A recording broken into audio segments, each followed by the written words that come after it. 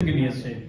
আমরা আপনার প্রত্যাবর্তনের পরে আমরা চাই এই সুদখোর ইউনূস, এই মানি লন্ডারার ইউনূস, এই সকল্ড নোবেল লরিয়েট ইউনূস, তাকে আইনের আওতায় সুপর্দ করে তাকে কঠোর বিচারের দাবি বাংলার জনগণ আমরা চাই দেশের মানুষ থেকে। আজকের এই অনুষ্ঠানে যুক্তরাষ্ট্র আওয়ামী লীগের সকল নেতৃবৃন্দ, যুবলীগ, ছাত্রলীগ, শ্রমিক লীগ, স্বেচ্ছাসেবক লীগ, মহিলা আওয়ামী লীগ সহ সকল স্তরের বীর মুক্তিযোদ্ধা, শেখ হাসিনা মঞ্চ সহ সবাই যুক্ত হয়েছিলেন। অনুষ্ঠানের উপস্থাপনায় ছিলেন আব্দুল হাসিব মামুন, দেওয়ান মহিউদ্দিন, অ্যাডভোকেট শাহ বখতিয়ার এবং আমি। এবারে আপনার মহামূল্যবান ভাষণ আমরা শুনতে চাই। মাননীয় প্রধানমন্ত্রী, বিনীতভাবে আমরা আপনার বক্তব্যের অংশগ্রহণ চাই। ধন্যবাদ।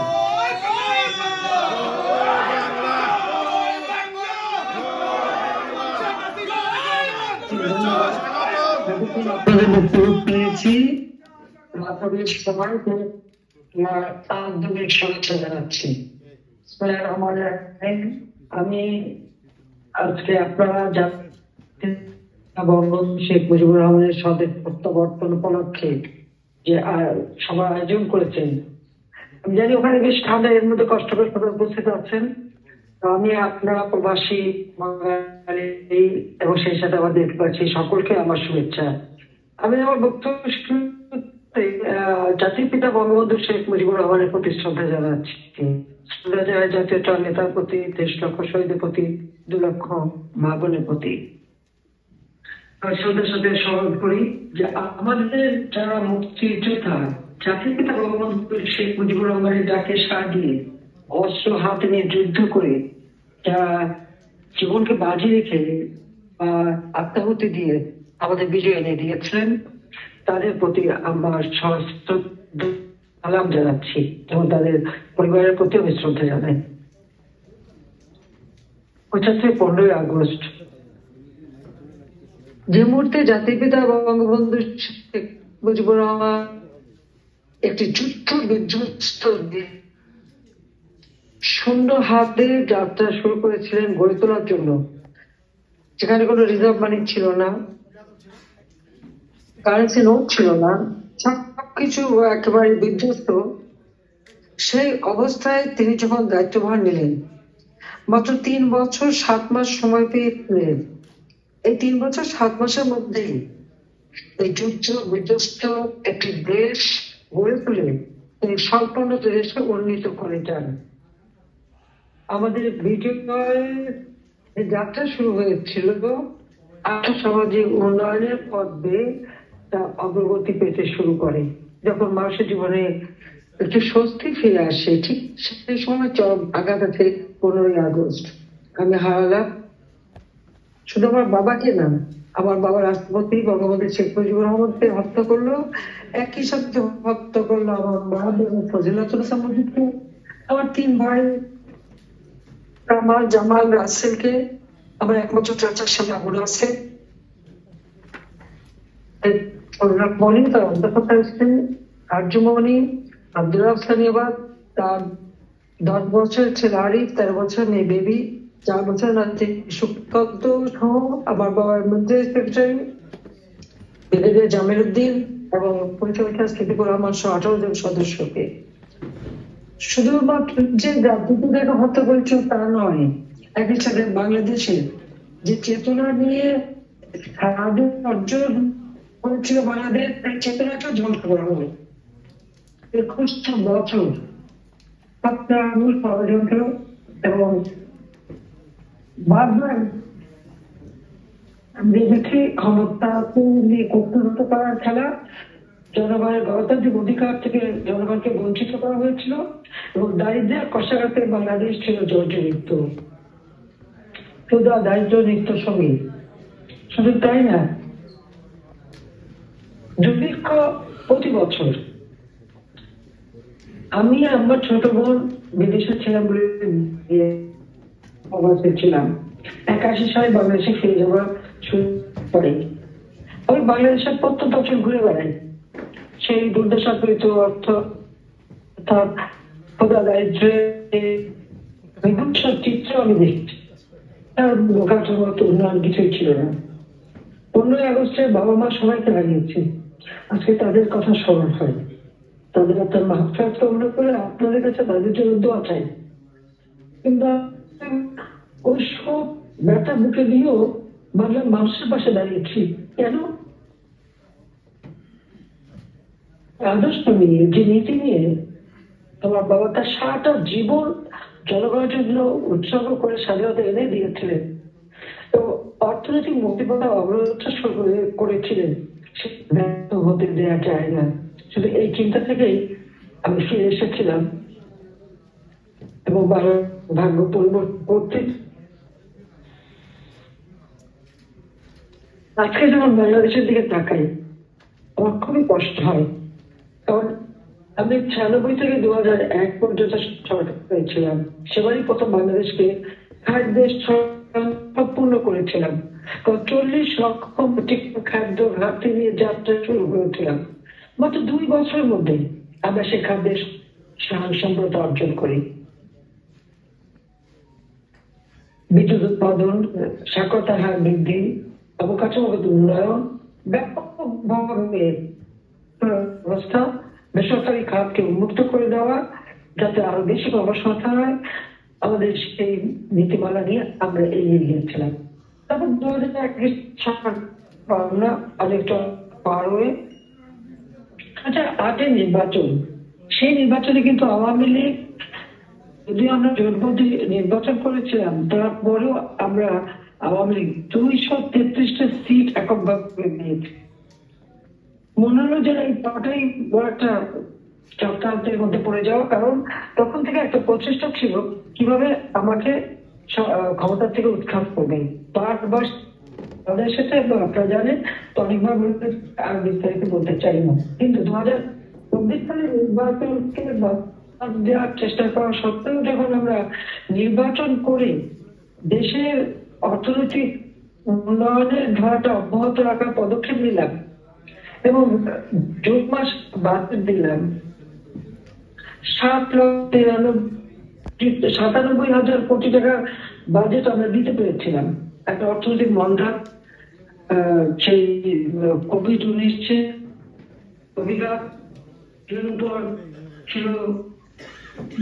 বিশ্বব্যাপী যুদ্ধ, যে যুদ্ধের অনলঙ্কা, ইউক্রেন রাশিয়া যুদ্ধ, স্যাংশন কাউন্টার স্যাংশন, পড়েছে। আমরা তার ব্যতিক্রম ছিলাম না।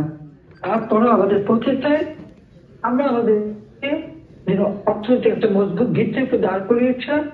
এবং সব থেকে আনন্দ বিষয় ছিল আমাদের এই জন্য জবের 2020 সালে জাতির পিতা বঙ্গবন্ধু শেখ মুজিবুর রহমানের জন্মশতবার্ষিকী এবং সুবর্ণ জয়ন্তী 2000 সালে, সেটা আমরা যখন আমি উদযাপন, বাংলাদেশ উন্নয়নশীল দেশের মর্যাদা পাই। এবং আপনারা জানেন জাতিসংঘ যে বিশেষ কমিটির মাধ্যমে বাছাই করে কিন্তু এই মানে উন্নতিটা দেওয়া হয়, কাজে আমরা কিন্তু সেই স্বল্পোন্নত দেশ থেকে উন্নয়নশীল দেশের মর্যাদা আমরা পেলাম।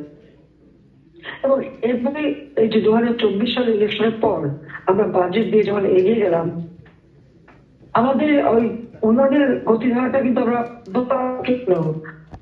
আমাদের যথাযথ পরিকল্পনা গ্রহণ এবং আমি যখন সরকার গঠন করার পর 2010 সালে প্রেক্ষিত পরিকল্পনা করেছিলাম যে 2021 সাল বাংলাদেশ কিভাবে কতটুকু উন্নত করবে। অত্যন্ত সাফল্যের সাথে বাস্তবায়ন করেছিলাম বলেই আমরা 2021 সালে উন্নয়নশীল দেশের মর্যাদা আমরা পাই। 2021 সাল থেকে 2028 সাল এই বাংলাদেশ কেমন হবে আমরা সেই প্রেক্ষিত পরিকল্পনা প্রণয়ন করেছি। তাছাড়া জাতিসংঘ ঘোষিত এমডিজি আমরা কাপড়ের সাথে বাস্তবায়ন করি, আবার এসডিজিও বাস্তবায়নের ক্ষেত্রে প্রতিটি ক্ষেত্রে কিন্তু আমরা যথাযথ অগ্রগতি সাধন করি। বাংলাদেশে জানেন যে দারিদ্র একটা বড়, আমাদের দারিদ্রের হার আমরা কিন্তু কমিয়ে নিই, যেটা 41.51 ছিল সেটাকে আমরা 18.7 ভাগে আমি এনেছিলাম। অনেকে বলছেন 23 ভাগ। 2023 সালে আমরা 18.7 ভাগে দারিদ্রের হার হ্রাস করি, কমাই। যদি কোভিডের এই কোভিড অতিমারি, তাহলে কিন্তু আমরা আরো কমাতে পারতাম। হতদরিদ্র যেটা ছিল সেটা ছিল 25.1 ভাগ, আমরা তা কমিয়ে 5.6 ভাগে নামিয়ে এনেছিলাম। এবং আমার একটা লক্ষ্যই ছিল যে বাংলাদেশে একটি মানুষও হত দরিদ্র থাকবে না। যে কারণে আপনারা জানেন 96 সাল থেকে আশ্রয় প্রকল্পের মাধ্যমে গৃহহীন ভূমিহীন মানুষকে আমরা বিনামূল্যে বই, বিনামূল্যে জমি দিতাম, ঘর করে দিতাম। অধিক বছরে আমরা সিদ্ধান্ত নিলাম আমরা আমাদের দেশে প্রতিটি ভূমিহীন গৃহহীন পরিবার একটি ঠিকানা পাবে, ঘর পাবে। সেখানে হিজড়া, তারপর আরো কিছু ছোট ছোট শ্রেণী ছিল, মান্তা শ্রেণী, এরকম যারা ছিল, কুষ্ঠরোগী, প্রত্যেককে আমরা বিনামূল্যে ঘর দিয়ে তাদের জীবন জীবিকার ব্যবস্থা আমরা করে দিয়েছিলাম। যার ফলে আমাদের অতি দারিদ্র্যের কমে 5.6 ভাগে নেমে ওটুকু আমাদের থাকতো না। আমরা 58টা জেলাকে সম্পূর্ণভাবে ভূমিহীন গৃহহীন মুক্ত করতে পেরেছিলাম। শুধু ঘর দেওয়া নয়, এর সাথে সাথে জীবন জীবিকার ব্যবস্থা আমরা করে দিয়েছিলাম। যার ফলে ওই হতদরিদ্র কেউ ছিল না। এবং কয়েক হাজার ঘর আমাদের বাকি ছিল। 20,000 ঘর আমরা আরো করে দিলেই আমাদের 64টি জেলা আমরা বলতে পারতাম যে প্রত্যেক জেলা ভূমিহীন গৃহহীন এবং সকলেরই কিছু কাজ করার সুযোগ পেত। এবং সেইভাবে আমরা দেশকে কিন্তু পরিচালনা করেছি। সেই সাথে সাথে আমাদের আয়ুষ্কাল আমরা বৃদ্ধি করেছিলাম, যেটা ছিল 73 বছর। শিশু মৃত্যু হার, মাতৃমৃত্যু হার একটা বড় সমস্যা ছিল। কমিউনিটি ক্লিনিকের মাধ্যমে আমরা মানুষকে স্বাস্থ্য সেবা মানুষের দূরে পৌঁছে দিতাম এবং বিনামূল্যে ওষুধ দেওয়া হতো। সেই ক্ষেত্রে আমরা শিশু মৃত্যুর হার প্রতি 1000-এ 21 জনে নামিয়ে আনি, যারা ছিল 84 জন। মাতৃমৃত্যু হার যা 156 জন প্রতি লক্ষে আমরা কবি দিই, যেটা শেষ বিএনপি আমলে ছিল 370 জন। সুপেয় পানি, যাতে কোনো রকম মানুষ পানিবাহিত রোগে আক্রান্ত না হয়, পাইপের মাধ্যমে বিভিন্ন ভাবে সুপেয় পানির ব্যবস্থা, আমরা সুপেয় পানির ব্যবস্থা বাড়াচ্ছি। 98 ভাগ মানুষের জন্য সুপেয় পানির ব্যবস্থা করেছিলাম। স্যানিটারি ল্যাট্রিন, সেটাও 97.32% পর্যন্ত মানুষ স্যানিটারি ল্যাট্রিন ব্যবহার করতো, আমরা সেইভাবেই তৈরি করে দিচ্ছিলাম। বিদ্যুৎ একটা বড় সমস্যা। আমি যখন 96 সালে সরকার গঠন করি তখন মাত্র 1600 মেগাওয়াট ছিল, 1300 মেগাওয়াট পর্যন্ত উন্নীত করেছিলাম। আবার 2009 যখন সরকার গঠন করি তখন দেখি বিদ্যুৎ উৎপাদন হ্রাস পেয়ে গেছে, 800 মেগাওয়াটে নেমে গেছে। আর আমাদেরই করার কয়েকটা বিদ্যুৎ কেন্দ্র চালু, তাছাড়া নতুন তেমন কিছু করতে পারেনি। সেই বিদ্যুৎ উৎপাদন আজকে আমরা আমাদের বিদ্যুৎ উৎপাদনের যে সক্ষমতাটা একটা জিনিস, আর চাহিদার সাথে পূরণ করে বিদ্যুৎ উৎপাদন করতে হয়, আর কিছু সবসময় রিজার্ভ থাকে। 28,562 মেগাওয়াট বিদ্যুৎ উৎপাদনের সক্ষমতা অর্জন করি, অর্থাৎ 8 গুণ বৃদ্ধি করি। এবং বিদ্যুৎ গ্রাহক শতভাগ প্রতিটি ঘরে ঘরে বিদ্যুৎ, এমনকি আমাদের অঞ্চলে তলদেশ দিয়ে, সাবমেরিন কেবল দিয়ে আমরা বিদ্যুৎ দেই।